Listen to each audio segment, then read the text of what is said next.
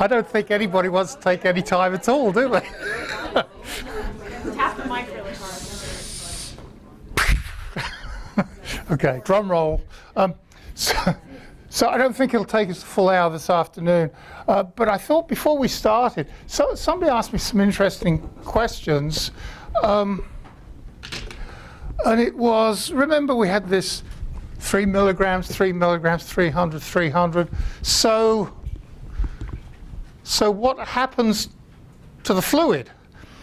We're really only talking about what happens to the substance in the fluid, the solute. So, I mean, just to give you a feel, 600 came in, okay. 125 was filtered. The remainder, what is that? 475 went back into the peritubular fluid. Of that 125, 1 mil came out in the urine, and the rest joined that 475. So although we're referencing the fluid when we do a clearance, really the fluid, the fluid's still doing what it always did. Although we're talking about a volume of fluid, we're really talking about the volume of fluid that solute came from. Okay, and you know, I know some of you saying, well, yeah, we understood that, but you know, if half a dozen people kind of got confused on volumes, it was worth going over, I think. So this 300 mils isn't really a factor other than it was the volume that originally contained what was excreted. Okay?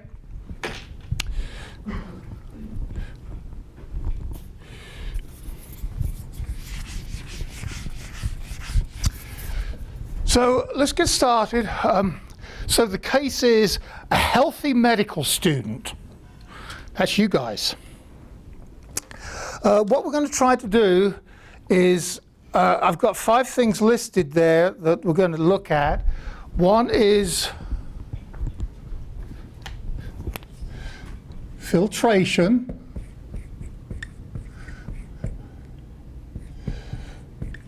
And we're talking about a mass per minute. The mass or the load per minute or per day or whatever it is. And then we're going to look at excretion. And that's also a mass per minute. And then reabsorption.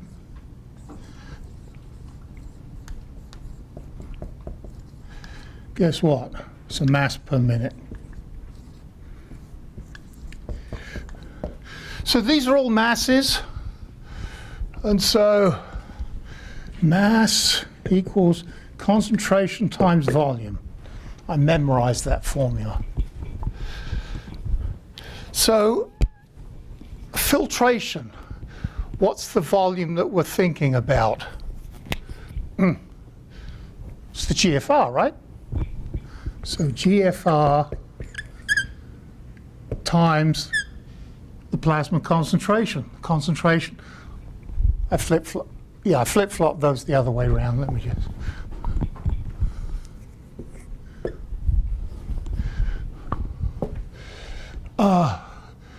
GFR times the plasma concentration of whatever X is. Excretion, same thing. We've already done. Since I did it that way, let me do it this way.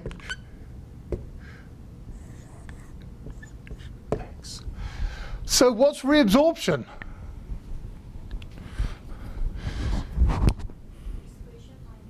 Yeah, it's one minus the other, right? So it's the filtered minus excreted.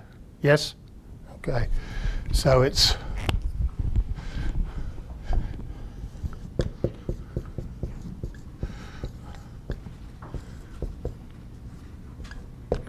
okay. So And I apologize if this is all too easy for you, but you know, it's not easy for everybody, and I think it's worth just going through the process. Okay, so I've got some numbers here.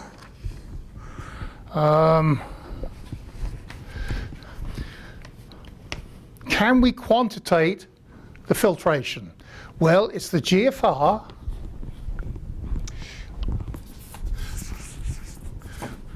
use a different color.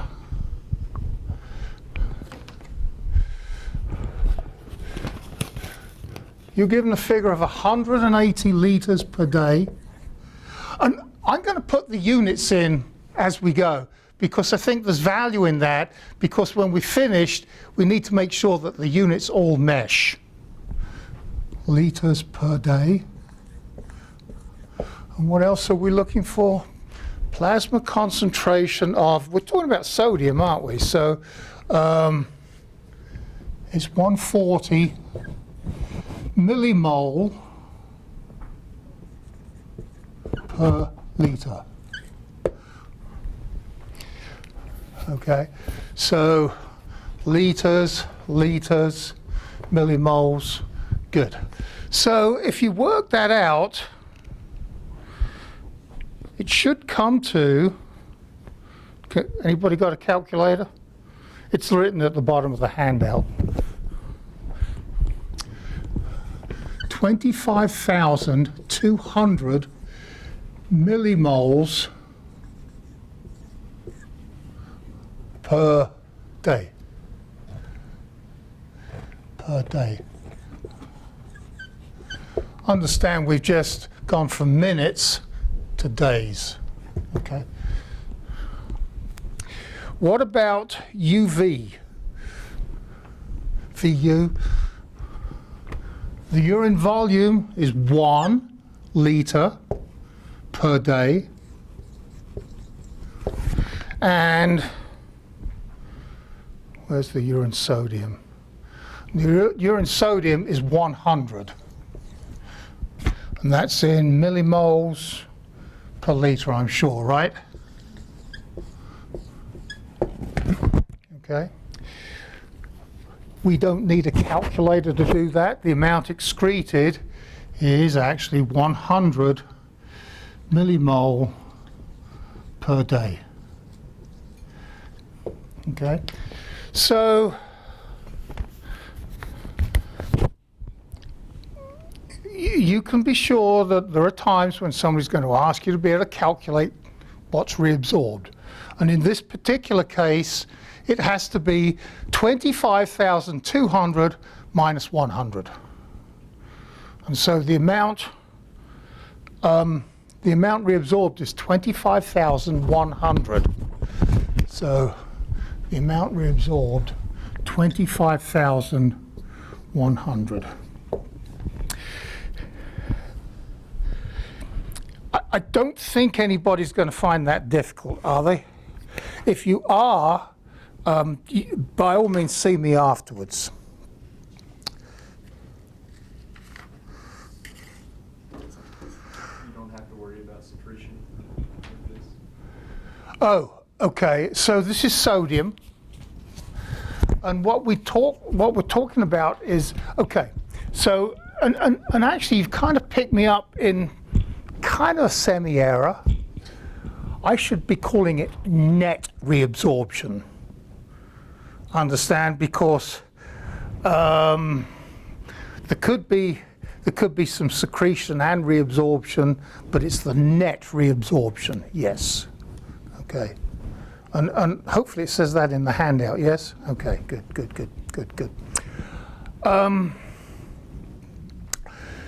So below those items, it talks about fractional reabsorption and fractional excretion. We'll do those after we've done the next page. Okay. So next page. These are directly out of Costanza.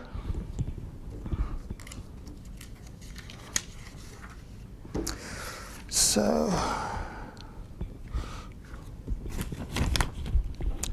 what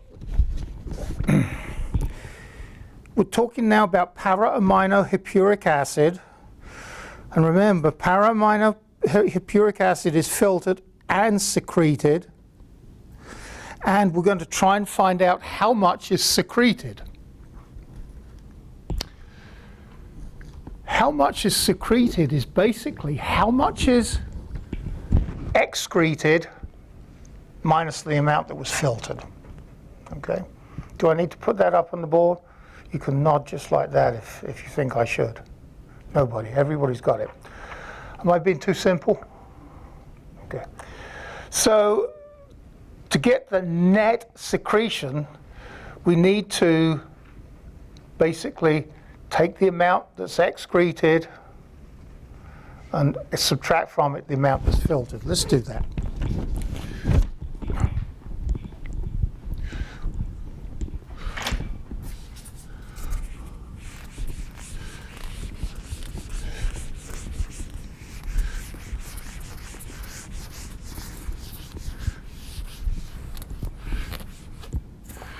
Okay, so what was the big number? The amount excreted. Let's do the amount that's excreted first.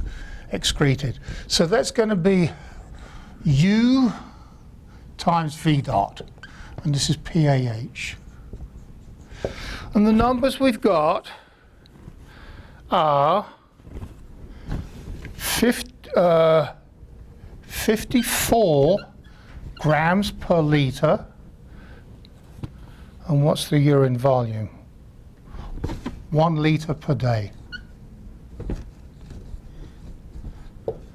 Okay. So litres, grams, so it's grams per day. So that's a fairly easy mathematical manipulation. So it equals 54 grams per day. So now let's look at the filtration. Filtration is GFR times P, and that equals, let's see, GFR is still 180 litres per day, right? Let me just rub this out. 180 litres per day. And the concentration is 100 milliequivalents per litre.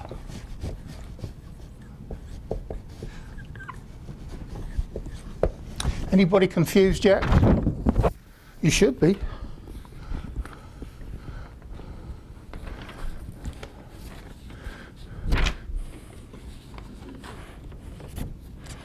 Costanza made an error. I think she meant milligrams per litre, okay? Not milliequivalents per litre, okay? So that's just a simple mistake. And actually, if you plant milligrams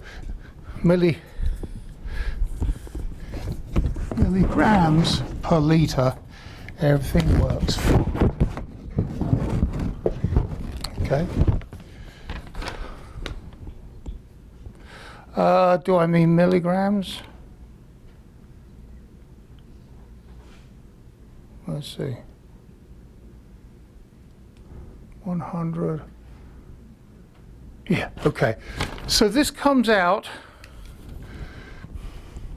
if we multiply this by this, 100, 1800, 18,000, right? So it's 18,000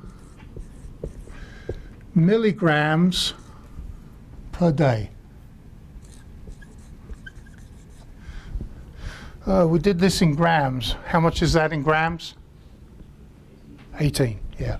Or 18 grams per day. Okay. So we've got the amount that was filtered, it's 18 grams per day. The amount excreted is 54 grams per day. And so it's 54 minus 18, what, 36, right? 36 grams per day was secreted.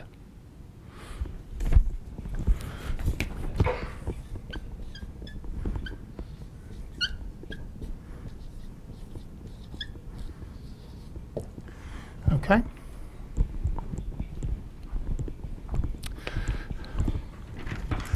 And I know some of you are looking at me and thinking, gosh, Rowe, I could have done that just from the Costanzo thing, but like I said, I think some probably need to go through it. Okay, the next is calculations for inulin, and I kind of did this morning, so probably I don't need to go through it. Let me know if I should go through it. But the calculation for inulin, basically, we determine the mass filtered. Everybody got the handout in front of them? The amount filtered and the amount excreted, it's the same calculation as we have up here, but in this particular case they're equal, and so that reduces to that equation where the GFR essentially is the clearance of inulin. Do I need to go through that? Okay. I was looking for one little surreptitious nod, but no, everybody's good. Okay. So no questions on that. You all feel like you could do those. Good. All right. So we're basically still going to be using these.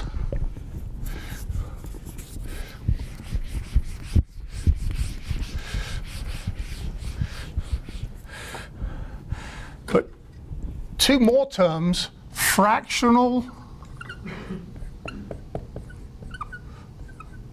reabsorption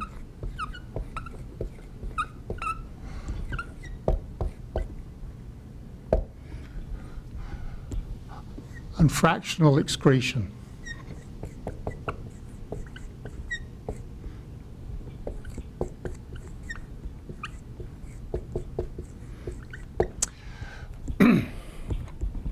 And quite simply, we're going to use these and these to determine these. So the fractional reabsorption.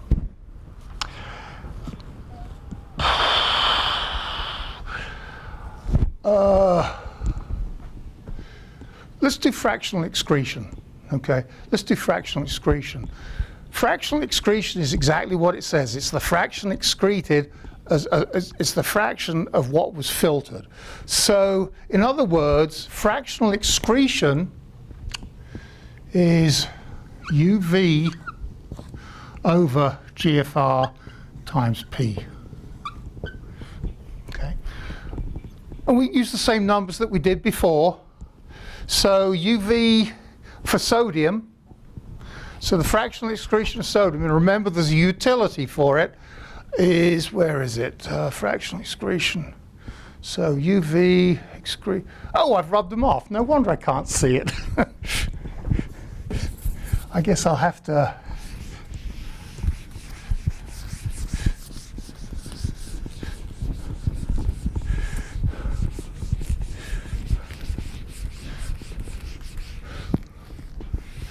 Would you care if I take a shortcut and just use the same values we just calculated? The fractional excretion, okay. The amount excreted, UV, remember that was 100, and the filtered load was 25,200. Okay. And that fraction is the fractional excretion of sodium. So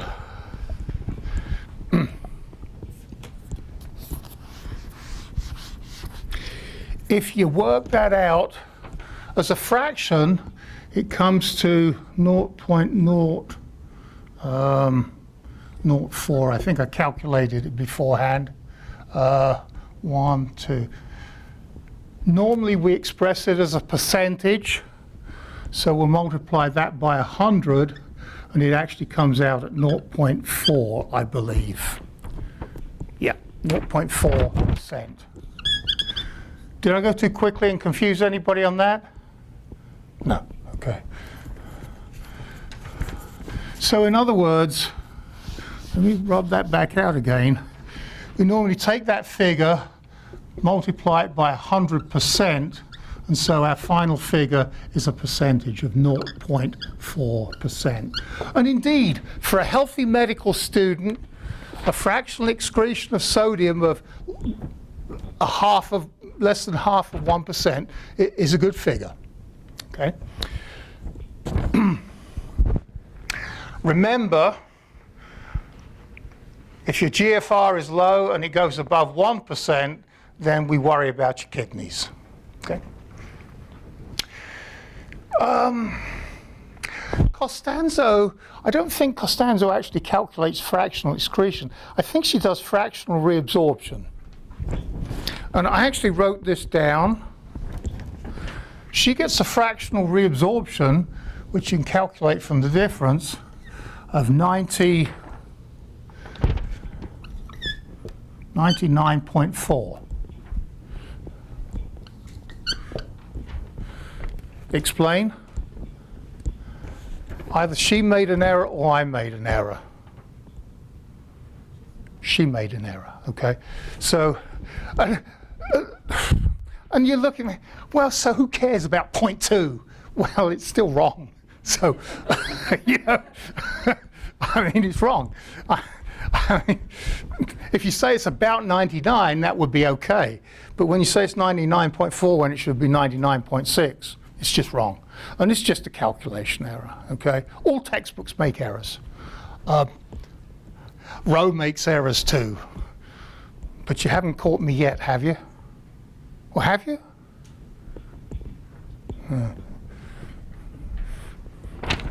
Okay. So now you should be able to calculate the fractional excretion or reabsorption for any substance given the appropriate figures. Okay.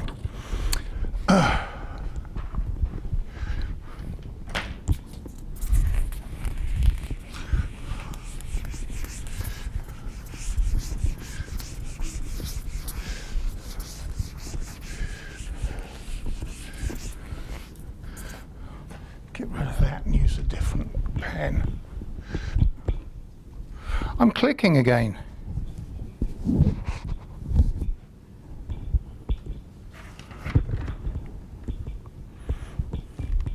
It's this thing. Bear with me, we're not going to be here for very long. So,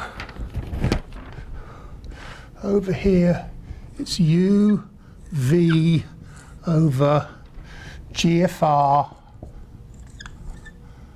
times P, and this is sodium, okay, and like I said, we always multiply it by 100 to make it a percentage, okay. So, how do we calculate GFR? GFR is UV over P for creatinine, right?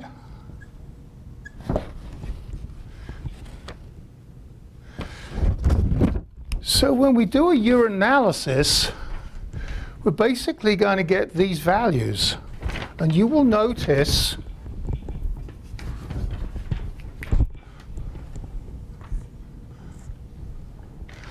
and that reduces to an equation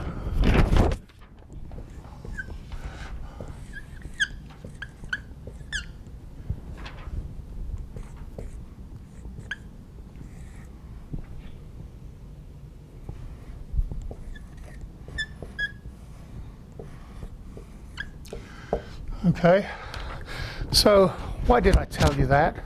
This is what the laboratories use. You can actually do this just with concentrations. You don't ever have to measure the urine. Okay, and that's actually kind of convenient, not having to measure the urine. So what should you as medical students remember? I'm not smart enough to remember this. My brain's older than yours, it doesn't work very well, and I can't remember formulas like that. However, I do understand it from first principles. Okay, I understand that in your business, you have a pressure to just remember a whole bunch of stuff. And if you want to remember that formula, you can, but I think it's just so much easier to work it from first principles. If you want to know what the fractional excretion is, figure out the excretion as a fraction of this, okay? So, got it? I'm going to leave that up because I think this is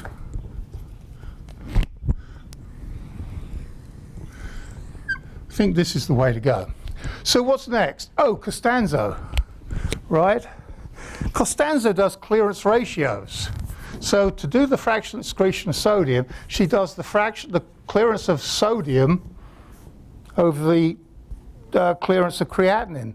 And guess what? It comes out at exactly the same numbers. And you could do it that way if you want. For me, I'm kind of simple-minded. I'd still rather do it as the fractional excretion calculated from simple principles. Okay, so that's Costanzo's method. She does that on page 256. So, let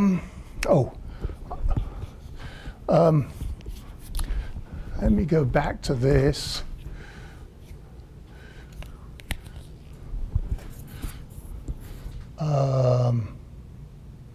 No, let me just stay over here. So do we still have to multiply that by 100, right? Yeah. So my mistake times 100.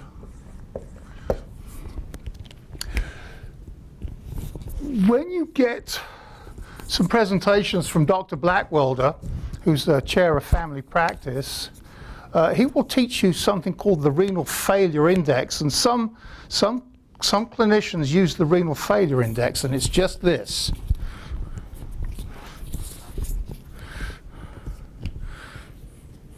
Medicine can be sneaky. PNA is about 140. 140 and 100 cancel out. They're almost the same. I was a frustrated engineer, okay? So they cancel out, and that's the renal failure index.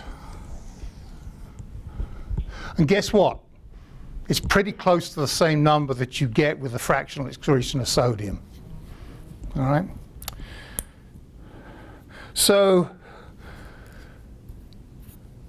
when Dr. Blackwelder talks to you, you kind of know where that renal failure index came from. It's basically the same thing as the fractional excretion of sodium. And it's used in exactly the same way. If the number's less than 1, it's probably a dehydration or at least a pre-renal issue. And if it's over 1, then it's probably a kidney problem. Okay. So any question on what we've done here?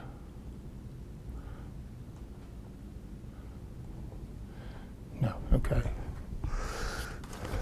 You know, I try to look at my audience and see who's confused and who's bored and who's got it.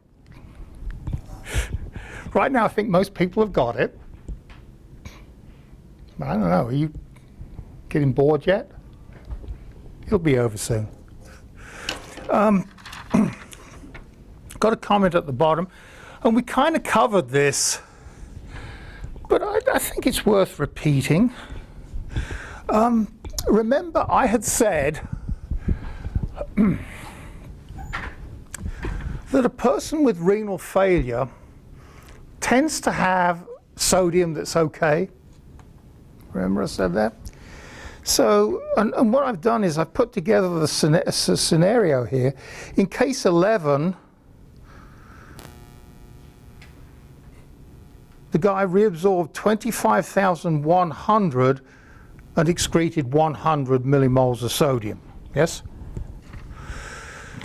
So understand that if he excreted 100 millimoles of sodium, that was probably what he ate in the day, and that's what he needed to get rid of. Okay. Now let's take the patient who, instead of having a GFR of 180 liters per day, now has a tenth of that, and he only has 18 liters per day. So the amount of filtered sodium is reduced by down to 10%. And so before, it was 25,200 that was filtered. And now, it's not 25,200, it's 2,520. So that's all that's filtered. He filtered 10%. He still needs to get rid of 100 millimoles. But now 100 millimoles is a fractional fraction of 2,520 is 4% instead of 0.4%. Okay?